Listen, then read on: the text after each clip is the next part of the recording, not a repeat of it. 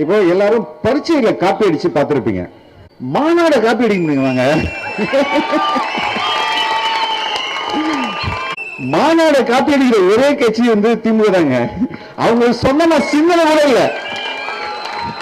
தளபதி வரும்போது மக்கள் தாபேக்காவுடைய அந்த துண்டை தூக்கி தூக்கி போடுவாங்க. அவர் வாங்கி வாங்கி போட்டுப்பாரு. ஆனா சொல்லி வச்ச மாதிரி இந்த இடத்துல 2 பேர் தூக்கி போறான், அதையும் ஒரு வாங்கி போட்டுக்கிறாரு. அந்த பேரிகார்ட்லாம் ஏறி போய் 2-3 பேர் கட்டி பிடிப்பாங்க. அதே மாதிரி சொல்லி வச்ச மாதிரி 2 பேரும் கட்டி பிடிக்கிறான்.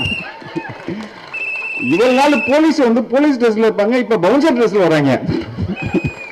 நல்ல வேலை அவங்களை தூக்கி போடல. அதாவது எப்போதும் திமுக இளைஞரணி கருப்பு பேண்ட் வெள்ளை சட்டை இப்படிதான் இருப்பாங்க.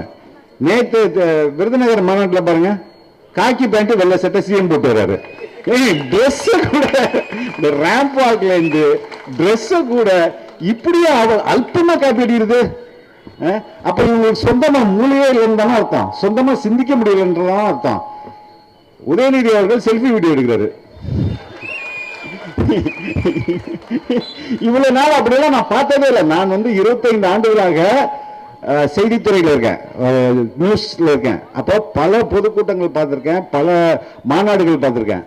தலைவர் மட்டும்தான் எப்போதும் செல்ஃபி வீடியோ எடுப்பாரு, அதை போஸ்ட் பண்ணுவாரு. முதல் முறை இப்ப இவங்க எல்லாம் நம்மள கண்டுக்கிறதே இல்லையா, பேர் கூட சொல்ல மாட்டாங்க.